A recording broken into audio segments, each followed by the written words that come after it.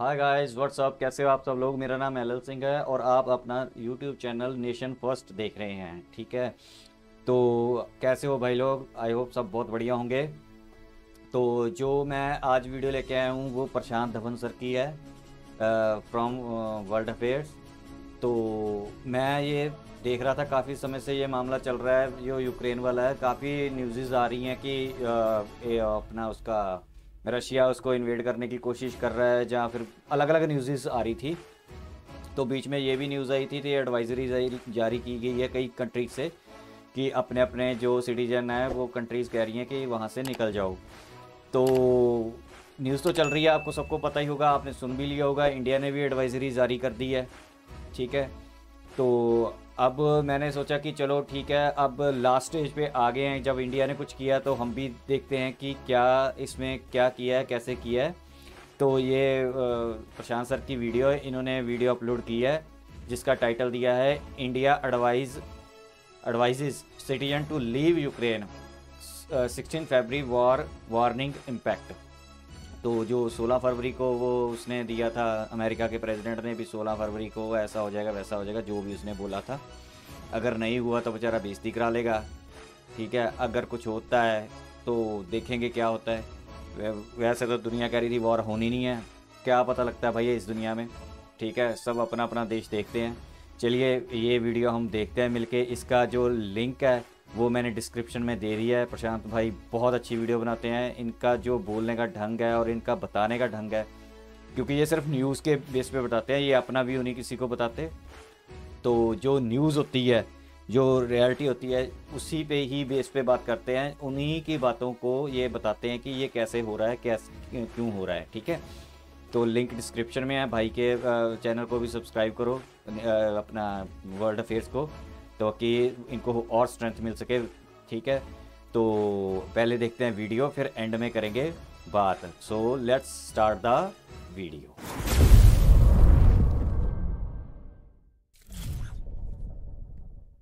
तो finally finally Indian government ने भी यहाँ पर एडवाइस किया है अपने नागरिकों को कि यूक्रेन छोड़ के चले जाओ, अनलेस कोई बहुत ही एसेंशियल काम है तुम्हारा यूक्रेन में। तो इंडियन गवर्नमेंट यहाँ पर ये कह रही है कि अगर एसेंशियल काम नहीं है, अभी के लिए टेम्परेरी बेसिस पर यूक्रेन छोड़ दो और यूक्रेन में ट्रैवल भी मत करना। यहाँ पर आप देख पाएंगे ये है इंडिया की ट्रैवल एडवाइजरी, लिखा हुआ है इन view of uncertainties of the situation. India भी कह रहा है कि सिचुएशन अब बहुत अनसर्टेन हो चुकी है, पता नहीं कब वॉर स्टार्ट हो जाए। एक टाइम पे लोग कह रहे थे कि नहीं वॉर थोड़ी ना होगी, वॉर तो पॉसिबल ही नहीं है, इम्पॉसिबल है। अब इंडिया भी यहाँ पर कह रहा है कि जो सिचुएशन है इट इज़ वेरी अनसर्टन, कल को वॉर हो जाती है, उस केस में हम एडवाइस करेंगे स्टूडेंट्स को कि वापस इंडिया में आ जाएं, टेम्परेरी बेसिस पर यूक्रेन में ट्रैवल अभी के लिए रोक दें। मेरे हिसाब से ये एडवाइजरी थोड़ी सी लेट आई है और जो लैंग्वेज यहाँ पर यूज़ करी है ये भी काफ़ी सॉफ्ट है, क्योंकि आप अगर कंपेयर करोगे बाकी कंट्री से, तो for example New Zealand, Kuwait, Saudi Arabia, Jordan, US, UK, Belgium, Sweden, various countries ने इस तरीके से वार्निंग दी है, यहाँ पे शब्द यूज किए हैं कि डेंजरस हो सकता है आपका यूक्रेन में रहना, यूक्रेन में सिक्योरिटी सिचुएशन काफी खराब हो सकती है। ऑस्ट्रेलिया ने यह कहा है the current situation is very dangerous. और उसके बाद ऑस्ट्रेलिया के पीएम स्कॉट मॉरिसन ने खुद यहाँ पर कहा है कि जल्दी से जल्दी यूक्रेन से बाहर निकल जाओ। अब यहाँ पे आप अगर पूछेंगे मगर जल्दी से जल्दी आदमी कैसे निकलेगा, आदमी फ्लाइट बुक करता है, टाइम लगता है, टिकट्स आती हैं। अभी के लिए मैं आपको बताऊं लोग कैसे बाहर निकल रहे हैं, लोग पोलैंड की तरफ भाग रहे हैं। बॉर्डर पोलैंड ने कुछ टाइम के लिए ओपन करी है, कुछ यूक्रेन से भी लोग यहाँ पर भागना स्टार्ट कर रहे हैं। और कई जो फॉरनर्स यहाँ पर रह रहे थे वो भी यूक्रेन की तरफ जा रहे हैं, कुछ लोग रोमानिया की तरफ जा रहे हैं। तो इस तरीके से अभी के लिए लोग यूक्रेन से बाहर निकल रहे हैं। फ्लाइट में ऑब्वियसली जिसको टिकट मिल रही है, जो रिजर्वेशन करवा पा रहा है, वो यहाँ पर निकल रहा है, यूक्रेन से बाहर अपने देश की तरफ जा रहा है। वो तो खैर सबसे बेस्ट इसका सोल्यूशन होगा।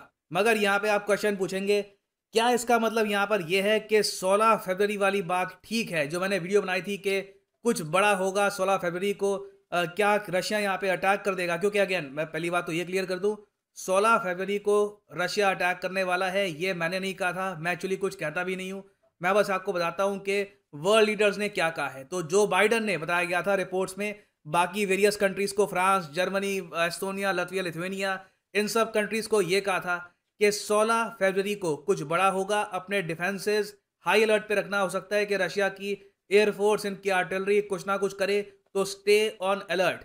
उसके बाद हमने फिर रिसेंटली ये देखा कि यूक्रेन के जो प्रेसिडेंट है जेलेंस्की, ये फेसबुक पे जाते हैं, फेसबुक पे जाकर खुद भी पोस्ट कर देते हैं अब ये कि हाँ देखिए 16 फरवरी को हम मानते हैं कि रशिया का अटैक होगा, मगर अगर रशिया अटैक करता है तो हम 16 फरवरी को सेलिब्रेट करेंगे डे ऑफ यूनिटी, हम यूक्रेनियंस इकट्ठा खड़े रहेंगे। अब ये स्टेटमेंट बहुत ज़्यादा शॉकिंग थी, क्योंकि अब तक आपको याद होगा यूक्रेन के प्रेसिडेंट बड़े कॉन्फिडेंस से कहते थे पता नहीं वॉर हो भी रही है ना या नहीं हो रही, आई डोंट नो, अमेरिकन कह रहे हैं, मैं तो कुछ कह नहीं सकता, मगर अचानक से यूक्रेन के प्रेसिडेंट ने ऐसी स्टेटमेंट कर दी, उसके बाद दुनिया भर में काफी लोग शॉक्ड हो गए थे। अब अजीब बात देखिए, इनके प्रेसिडेंट ने ये स्टेटमेंट करी, उसके बाद इन्होंने कुछ ही घंटों बाद ये बोला जो मैंने फरवरी 16 वाली पोस्ट करी है ना, वो तो मैं जोकिंग वे में कह रहा हूं कि अगर रशिया का अटैक होता है उस दिन तो हम लोग डे ऑफ यूनिटी मना रहे होंगे। तो यहाँ पर आप देख पाओगे आर्टिकल है Ukrainian president Zelensky revealing joke about February 16। अब यहाँ पर आप कहोगे यहाँ पे पूरे यूक्रेन को रात को नींदें नहीं आ रही होंगी, प्रेसिडेंट जोक मार रहे हैं। तो देखिए मैं आपको बता दूं, जेलेंस्की एक करियर कॉमेडियन थे, ये प्रेसिडेंसी अब यही मैं कहूंगा तुक्के से जीत गए हैं, इनके पास जीतने का कोई चांस था नहीं, मगर बाकी जो पॉलिटिकल पार्टीज थी उनके बीच में गठबंधन हो नहीं पा रहा था, घूम फिर के यही बन गए प्रेसिडेंट इन दी एंड। और प्रेसिडेंट बनने से पहले जिस तरीके से इंडिया में Kapil Sharma show, comedy nights type का जो शो होता है, वैसे ही शो ये संभालते थे यूक्रेन में। तो जोक करने की आदत इनकी यहाँ पर गई नहीं है। तो मैं बेसिकली यहाँ पर आपको ये कह रहा हूँ कि इंडिया का जो डिसीजन है ये 16 फरवरी वाली बात से इम्पैक्टेड नहीं है। इंडिया ने जो मोस्ट प्रॉब्ली यहाँ पर निर्णय लिया है, इसके पीछे मेन रीजन यहाँ पर है रशिया की बैटल फॉर्मेशन जो आज के समय बनाई जा रही है यूक्रेन की बॉर्डर के आसपास। देखिए यूएस जो भी कहे, कोई और कंट्री जो भी कहे, वो सब अपनी जगह है। जो चीज़ आप अपनी आंखों से देखते हो, जो आपके सामने दिखती है चीज़ आपको, उससे आप काफ़ी कुछ समझ सकते हैं कि ऑलराइट ये कंट्री डेफिनेटली अब अटैक करने को तैयार है। इतनी ज़्यादा मिलिट्री एक कंट्री आगे नहीं बढ़ाएगा अनलेस इस कंट्री का अटैक करने का प्रॉपर प्लान ना हो। नहीं तो मैं आपको ये बता दूं, अब जाकर अगर रशिया वॉर नहीं करता तो उसके पीछे एक ही रीज़न होगा कि इनकी सारी शर्तें मानी जाएंगी, जो बहुत ही मुश्किल है अपने आप में। नहीं तो मुझे समझ नहीं आ रहा कि इतनी ज़्यादा यहाँ पर फॉरवर्ड पोजीशन करके ये लोग कैसे वापस जाएंगे। It will be very difficult. तो अभी के लिए आप अगर देखें, सैटेलाइट इमेजेस दुनिया भर में रिलीज हो चुकी हैं। रशिया के अटैक हेलीकॉप्टर बिल्कुल यूक्रेनियन बॉर्डर पे हैं, मिसाइल से लैस हैं, ये they are ready to attack. इनके बहुत सारे सोल्जर्स आर्टिलरी के साथ रेडी हैं। हैवी शेलिंग कर सकता है रशिया पूरे यूक्रेनियन बॉर्डर पे जब मर्जी ये लोग चाहें। तो रशिया का जो मिलिट्री बिल्डअप मैं कहूँगा ऑलरेडी हो चुका है यहाँ पर। ये अब तक के अपने सबसे डेंजरस फेज में आ चुका है। कंप्लीट अटैक फॉर्मेशन यहाँ पर ले ली है रशिया ने। यहाँ पे आप देख पाओगे ये सब जो इमेजेस हैं, अटैक हेलीकॉप्टर बॉर्डर पे आप नहीं लेके आते इस तरीके से, इतने सारे अटैक हेलीकॉप्टर। और उसके अलावा आर्टिलरी गन्स, क्लियरली यहाँ पे रशिया अटैक करने की ही सोच रहा है। और पहले आप अगर देखो तो वॉर हो जाएगी या रशिया अटैक कर देगा, ये बात बार बार यूएस रिपीट कर रहा था। अब देखा गया है कि यूएस के बाद दूसरा बड़ा देश यहाँ पर ओपनली कह रहा है कि हाँ बिल्कुल रशिया अटैक कर देगा यूक्रेन पर। यह देश है फ्रांस। आज के समय देखिए जो बाइडन ने अफगानिस्तान में जो ब्लंडर किए हैं, उसके बाद यूएस की क्रेडिबिलिटी काफी हद तक कम हुई है। यूएस के आश्वासन को लोग इतना सीरियसली लेते नहीं है। यूएस की व्हाइट हाउस स्टेटमेंट्स की मैं बात कर रहा हूं, उनको इतना सीरियसली लोग लेते नहीं है। मगर फ्रांस ने ऑफिशियली यहां पर कहा है कि all elements in place, Russia ready to attack Ukraine. उस सब के अलावा देखिए रशिया ने एक और बहुत ही अजीब सा काम अब ये भी कर दिया है कि जो ब्लैक सी है, अब यहाँ पे आप देखोगे ये ऊपर हो गया रशिया, ये नीचे यूक्रेन है, अब यहाँ पे है ब्लैक सी। ये ज्योग्राफी पॉइंट ऑफ व्यू से भी काफी इंपॉर्टेंट है। तो रशिया ने यहाँ पर यह कहा है दुनिया भर के देशों को कि कोई भी कंट्री अगर रशिया के टेरिटोरियल वाटर के आसपास आया और एंटर करने की भी कोशिश करी, रशिया को लगा कि ये हमारे टेरिटोरियल बॉर्डर के बहुत ज़्यादा करीब आ रहा है, तो सीधा उस सबमरीन को, स्पेशली उन्होंने ये कहा है उस फॉरेन सबमरीन को, ये लोग बिना चेतावनी दिए डुबा देंगे। रशिया की देखिए जो वार्निंग है बहुत ज़्यादा सीरियस है। और यहाँ पर आप देख पाएंगे Russia ready to strike foreign submarines ships intruding into territorial waters. और एक दिन पहले ही न्यूज़ आई थी कि यूएसए की एक न्यूक्लियर मिसाइल कैपेबल जो सबमरीन थी, ये रशिया की कोस्टल लाइन के बहुत ज़्यादा करीब चुपचाप यहाँ पर डिप्लॉयड थी। रशिया ने डिटेक्ट कर लिया, घेर लिया सबमरीन को और चुपचाप कहा कि जल्दी से जल्दी पूरा जो यहाँ पर ब्लैक सी है ना, इससे ही बाहर निकल जाओ, इस्तांबुल तक छोड़ के आए हैं सबमरीन को। तो रशिया ने पूरा जो आप कह सकते हैं ब्लैक सी आज के समय घेर रखा है, इंश्योर किया है कि कोई भी देश रशिया को सरप्राइज ना कर पाए ब्लैक सी के आसपास। तो ये सब रीजंस अपनी जगह हैं। उसके अलावा देखिए रशिया की जो डिमांड्स आज के समय बन चुकी हैं, ये ऐसी डिमांड्स है कि मुझे समझ नहीं आ रहा पूरी कैसी होगी। अब मैं आपको बताता हूँ रशिया यहाँ पर क्या कह रहा है कि हमको क्या-क्या चाहिए, तब हम यहाँ पर युद्ध विराम करेंगे। आपने सुना होगा बीच में स्टेटमेंट आती है, रशिया कहता है कि डिप्लोमेसी अभी भी ओपन है, हम बातचीत करने को तैयार हैं। मगर बातचीत में जो इनकी डिमांड्स है वो सुन के मुझे तो नहीं लगता कि यूरोपियन कंट्रीज़ और अमेरिका मानेगा इनकी डिमांड्स। क्योंकि रशिया की पहली डिमांड यहाँ पर ये कहती है कि ईस्टर्न यूरोप में नेटो अपनी डिप्लॉयमेंट ऑल टुगेदर रोकेगा, और सबसे पहले ये लोग ये कहते हैं कि नेटो अपने जो सोल्जर्स है, जो अपनी बटालियन है, ये पोलैंड और बाल्टिक रीजन से भी हटा लेगा। तो यूक्रेन तो दूर की बात है, रशिया ने यहाँ पर यह भी कह दिया है कि पोलैंड और जो ये बाल्टिक देश है, एस्टोनिया, लथविया, लिथुआनिया, यहां से भी नेटो अपनी जो फोर्सेस है इनको वापस बुला ले। उसके बाद रशिया की डिमांड, ये तो खैर मेन डिमांड है, कि लिखित रूप में हमको ये आश्वासन दे यूएसए के कभी भी यूक्रेन को नेटो का मेंबर नहीं बनाया जाएगा। ये जो लीगल गारंटी है ये यूएस देने को तैयार नहीं है, क्योंकि अब आज ये जो लीगल गारंटी है ये मान ली रशिया ने, कल को कोई और देश मांग लेगा, ऐसे तो कोई अंत ही नहीं होगा। और वैसे भी इसका कोई प्रावधान नहीं है कि कोई थर्ड पार्टी डिसाइड करेगी कि एक कंट्री नेटो को ज्वाइन करेगा या नहीं करेगा। फिर रशिया ने एक और डिमांड यहाँ पर यह भी कर रखी है कि यूएसए डिसआर्मामेंट करेगा अपनी न्यूक्लियर मिसाइल्स की फ्रॉम यूरोप। जी हाँ, यूएसए के जो न्यूक्लियर मिसाइल्स आज के समय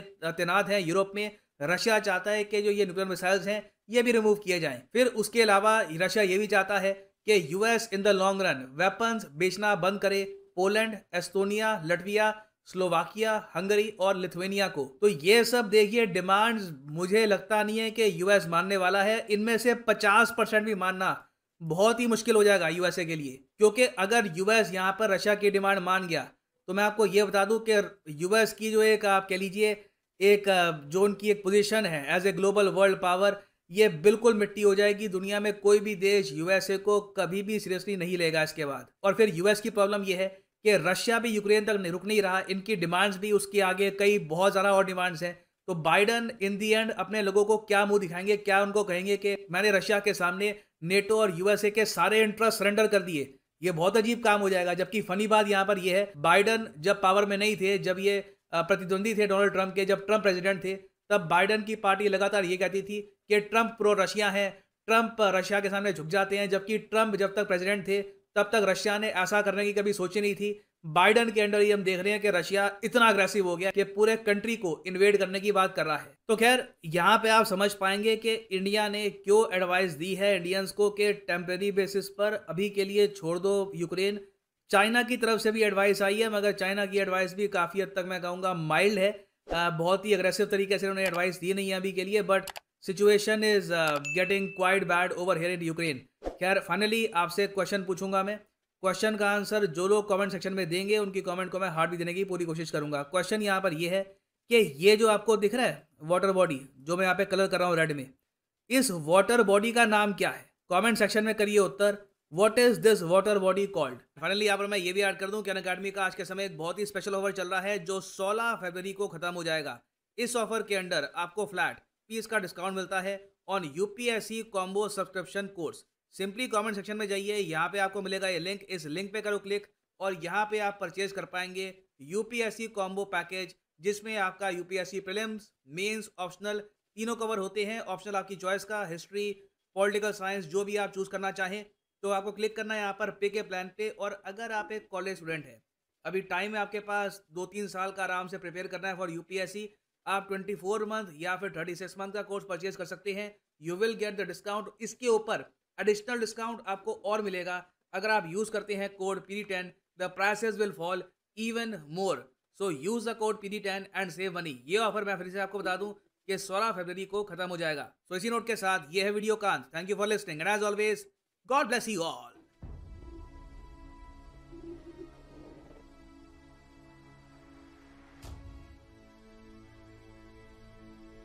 तो भाई लोगों यहाँ पे होगी वीडियो ख़त्म। तो आपको अपडेट वैसे तो हो गए होंगे पहले तो, लेकिन ब्रीफ में आपको जो प्रशांत सर ने बताया ब्रीफ में बात ये है। अच्छा, इन्होंने एक बात की कि रशिया की डिमांड है, ठीक है। रशिया की डिमांड जो पहले थी ना, आज से जो 6 महीने पहले या साल कर रहा था, वो थोड़ी एक ही डिमांड वैसे सुनने में ज़्यादा आई थी, ये सारी डिमांडें नहीं आई हैं। तो अभी रिसेंटली ऑब्वियसली यार जो बंदा ताकत दिखाएगा, ठीक है, जैसे रशिया करने की कोशिश कर रहा है, अगर नहीं मानोगे तो वो डिमांड बढ़ा देगा। अब करके देख लो, ठीक है। क्योंकि रशिया को भी पता है कि जो बाइडन है ना, वो उसने बहुत ब्लंडर किए हैं। वीक प्रेसिडेंट है यूएसए का, ठीक है, क्योंकि सच में अमेरिका ने अपना जो साख थी ना दुनिया पे, वो तकरीबन खोनी शुरू कर दी है, खो ही चुका है तकरीबन। इस बाइडन के होते होते वो दोबारा नहीं आएगी, क्योंकि बाइडन कुछ कर भी नहीं पाएगा।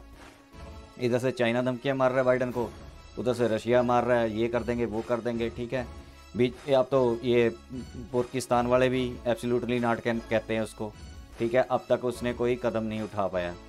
तो अमेरिका तो वीक ही है कि उसके हाथ पल्ले अभी तक तो कुछ नहीं है। अभी नया कोई प्रेसिडेंट आएगा तो देखेंगे दोबारा बनाता कि नहीं बनाता, क्योंकि कुछ करने के लिए ना कुछ मसल फ्लेक्स करने पड़ते हैं, अपने पावर दिखानी पड़ती है, और स्ट्रिक्ट जो होता है ना एक्शन करना पड़ता है, तो वो उसने नहीं किया।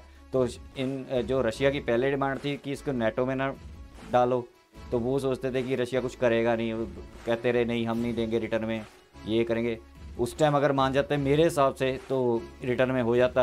एक छोटा सा पंगा था, सॉल्व करके पीछे करते, क्या ज़रूरत है उसको डालने की, ठीक है। तो अब पंगा बढ़ गया, तो उन्होंने कहा कि ठीक है फिर हमारी अब ये डिमांड है। आप लोगों ने डिमांड तो सुनी ली है, तो आपने वीडियो सारी देख लिया, आपको नॉलेज पूरी आ गई है। और मेरी ये रिक्वेस्ट है, जो भाई वहाँ पे पढ़ने गए हैं या बहनें पढ़ने गई हैं, तो अपना कॉशंस रखे। वैसे तो वहाँ पे कोई ऐसा नहीं है कि टेररिज्म का मामला है, लेकिन फ़ौजों का मामला है, ठीक है। कल को थोड़ी बहुत उन्हीं की हो सकती है, लेकिन 1% चांस है कि नहीं होगी, 10% लगा लो, क्योंकि रशिया फिर भी अगर कोई बंदा वहाँ बोलेगा ना मैं इंडियन हूँ, तो अगर वो इन्वेड कर भी रहे होंगे तो रशियन उनको नहीं कुछ कहेंगे। वैसे फ़ौजें कुछ कहती ही नहीं हैं, लेकिन फिर भी एक माहौल हो जाता है अनसर्टेनिटी का, तो एक होता है, तो यहाँ पे भी घर वालों को फिक्र हो जाती है। तो भाई ये न्यूज़ जो प्रशांत सर ने दी है, ये पक्की न्यूज़ होती है जो वहाँ पे बोला जाता है। क्यों कल है 16 फरवरी अब है, तो कुछ भी मिस हैपनिंग होती है तो प्रॉब्लम तो हमारे भाई बहनों को ही वहाँ पे आएगी। तो कॉशंस लेना ज़रूरी है। अगर कॉशंस ले लेंगे, 1-2 महीने की बात है, 3 महीने की बात है, 2 महीने की, तो वो मोस्टली तो इंडियंस स्टडी करने ही वहाँ जाते हैं, या फिर थोड़ा सा हिस्सा बिजनेस करने के लिए भी जाते हैं, लेकिन मोस्टली स्टडी डॉक्टर्स वगैरह बनने के लिए वहाँ पे जाते हैं कीव में। तो बाकी ये थी वीडियो यहाँ तक। आई होप आप सब लोगों को पसंद आई होगी, ठीक है। मैंने अपने ज़रिए जो वर्ल्ड हो रहा है वो मैंने आपको बता दिया, ठीक है। मेरे को ये था कि हमारे इंडियन भाइयों को जिनको नहीं पता है अभी कि एडवाइज़री इंडिया की तरफ से जारी हो चुकी है, तो ये सच है, एडवाइज़री जारी हो चुकी है वहाँ के लिए, लेकिन माइल्ड है। माइल्ड इसलिए मैंने बता दिया कि रशिया फ्रेंडली कंट्री है, उनके सोल्जर, तो शायद माइट भी उन्होंने इसलिए लाइटली कह दिया, अदरवाइज़ कोई ऐसी बात नहीं है। अगर हाँ इधर उधर कंट्री में जैसे पोलैंड में जा रहे हैं तो जा सकते हैं, अगर फ़्लाइट मिलती है तो घर पे आके मिल लो भाई अपने घर वालों को, ठीक है। 1-2 महीने रह जाओ फिर वापस चले जाना, क्योंकि मेरे हिसाब से अभी स्कूल कॉलेजेस का थोड़ा सा वहाँ पे आ जाएगी दिक्कत। चलो बाकी इन्फॉर्मेशन बढ़िया थी, आपको देख के सारी समझ आई होगी, ठीक है। तो मिलेंगे नेक्स्ट वीडियो में, तब तक के लिए जय हिंद।